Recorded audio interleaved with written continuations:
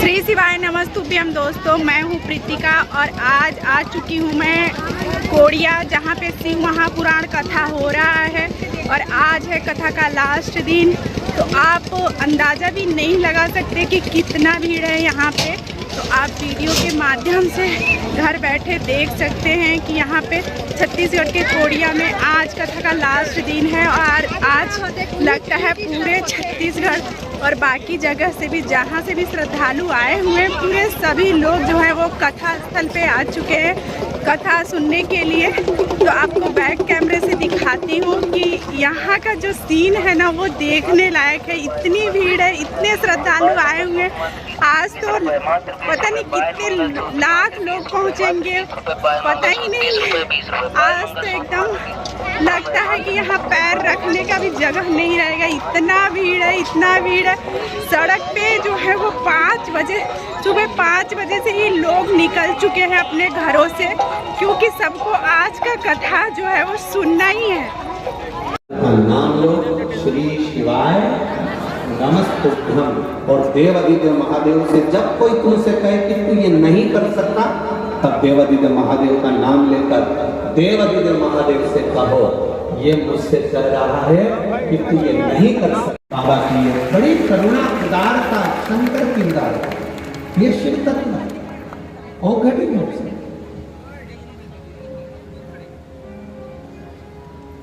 एक भरोसा, एक दृढ़ता, एक विश्वास आपके भीतर प्रकट।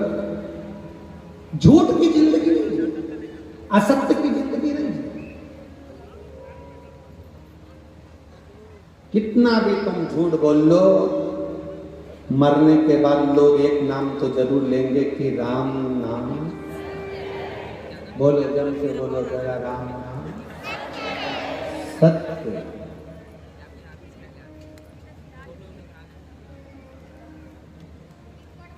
मुर्दे को लेकर जाते हैं, 3 चीजें उसके ऊपर फेंकते हैं, फूल, मखाना, पैसा।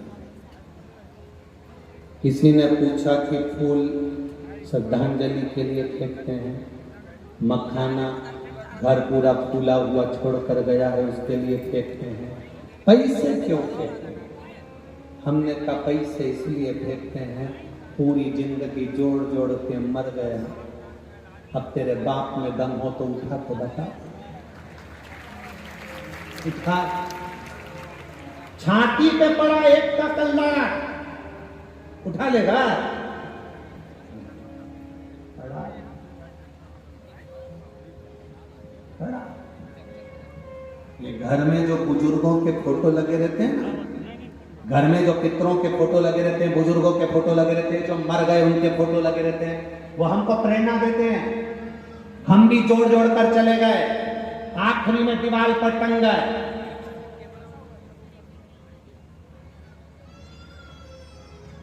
इतने व्यस्त मत हो जाना, धन के चक्कर में, जोड़ने के चक्कर में इतने मत, उस जोड़ने के चक्कर में इतने मत प्रवेश कर जाना कि अपने नगर में, अपने गांव में, अपने क्षेत्र में कहीं शिव पुराण की कथा हो तो दुकान छोड़ने की भी फुर्सत ना मिले, ऐसी व्यस्तता मत।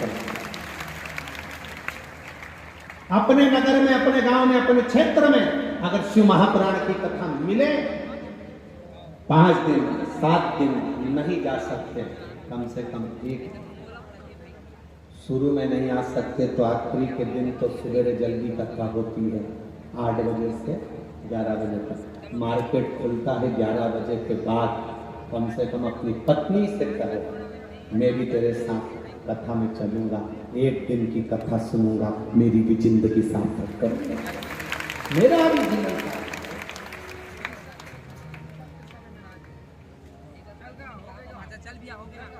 जब शंकर पार्वती जी से कह सकते हैं कि हे पार्वती, एक दिन वो बोले भंडारी बनकर सुंदर, कहा था शिव जी ने पार्वती से बोले, मैं भी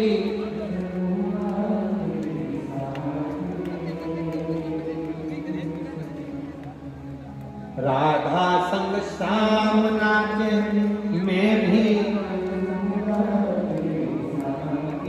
शंकर भगवान पार्वती से कह सकते हैं कि मैं चलूं ब्रज की रज में, अगर भगवान कृष्ण प्रगटे हैं ब्रज की रज में, अगर मेरा कन्हैया आया है तो मैं भी दर्शन करने के लिए जाऊंगा। बस आपके भीतर भी यह भाव होना चाहिए। अपने नगर में अगर शिव महापुराण की कथा है, कुबेरेश्वर धाम से भोले बाबा खुद शिव पुराण के रूप में आए हैं, तो मैं भी दर्शन करने के लिए जाऊं।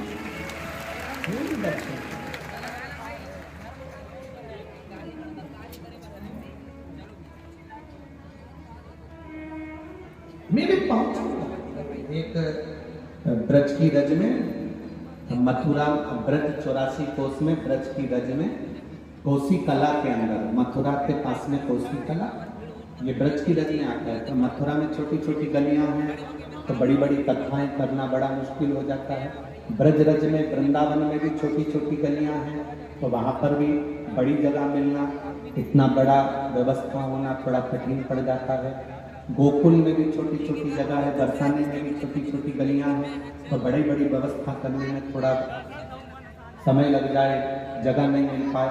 इसलिए ब्रजवासियों के लिए, पूरे ब्रज में रहने वाले ब्रज के निवासियों के लिए, उत्तर प्रदेश के सुख में मथुरा जिले के अंदर, मथुरा के बिल्कुल नजदीक में कोसी कला में 3 नवंबर से 9 नवंबर तक कार्तिक के महीने में, जिस कार्तिक के महीने में भगवान कृष्ण ने गोवर्धन पर्वत उठाया, बंसी बजाकर गौएं चराई, ऐसे कार्तिक के महीने में भगवान शंकर की और भगवान कृष्ण की अविरल कथा 3 नवंबर से 9 नवंबर तक 2 बजे से 5 बजे तक कोसी कला में सुनने को मिली। मथुरा में गलियां हैं ज्यादा, वृंदावन में गलियां ज्यादा हैं तो बड़ा पंडाल बनने में दिक्कत आती है, इसलिए इसको मथुरा से थोड़ा सा दूर, ब्रज से थोड़ा सा ब्रज रास्ते में कोसी कला में। मन करे अपनी चित्तवृत्ति में, अपने आनंद में श्रवण जाओ, झूठ और प्रपंच की जिंदगी से दूर हो। हम तो यहां पर भी कहेंगे, जो 7 दिन 5 दिन माताएं पंडाल में बैठकर कथा सुनती हैं। एक माता जी ने पत्र में लिखा था कि मैं यहाँ पास के गांव की हूँ और लोग बिस्कुट बांटने आते हैं या कोई सामान देने आते हैं तो यहाँ पर लोग एक एक की जगह 2-2 3-3 ले लेते हैं। हम भी हमारे विश्वास के साथ कहते हैं, जो 7 दिन कथा सुनने के लिए यहाँ आई हैं या 7 दिन अगर कोई कथा सुनने आया है, वो व्यक्ति बाहर निकलकर कभी कुछ लेने भी नहीं जाता। यहाँ कोई आ जाता है तो दे देते हैं और एक के सिवाय दूसरा लेते नहीं है। वो तो दूसरे होंगे जो 2-2 3-3 बार लेकर चले जाए। जो कथा का श्रोता होता है, जो कथा सुनने वाला होता है, वो पंडाल को छोड़कर बाहर भी नहीं निकलता। यहाँ कई माताएं ऐसी बैठी हैं जिन्होंने 7 दिन तक पंडाल को छोड़कर खाना खाने भी नहीं गई, केवल पंडाल में बैठी रही। अपने घर से थोड़ा ठेकुआ बनाकर लाई थी, थोड़ा सा चावल के आटे को शक्कर में मिलाकर, गुड़ में मिलाकर बना के लाई, नमकीन बना के लाई, थोड़ा मुरमुरे लेकर आ गई, वही खाकर उसने 7 दिन निकालकर कथा सुननी। यहाँ पंडाल में ऐसे भी बैठे। ये तो वो होंगे जो केवल खाने के लिए आते हो या दिखावे के लिए आते हो या काम बिगाड़ने आते हो, पर जो श्रोता है, शंकर भगवान की कथा को सुनने वाला जो होता है, वो तुम्हारे पास पहुंचता ही नहीं, वो तो बैठा रहता है। आप आ गए तो पानी का पाउच देगा, आप आ गए तो बिस्कुट देगा, आप आ गए तो खिचड़ी देगा। उन्होंने लिया, पाया और अपनी झाड़ू लगाई, अपनी दरी बिछाई और अपने आनंद पाए। कचरा पूरे पंडाल में आपको एक रत्ती का कचरा नहीं मिलेगा, सब झाड़ू पोछा सब लगाए और भाव के साथ में रहते हैं, क्योंकि उनको मालूम है 7 दिन मुझे शिव पुराण सुनना है, मेरे बाबा मेरे करीब में आए, मेरा बाबा मेरा दुख मिटाएंगे। स्वभाव उसका निर्मल स्वभाव लेता है। अरे झूठ प्रपंच से परे, झूठ प्रपंच से दूर।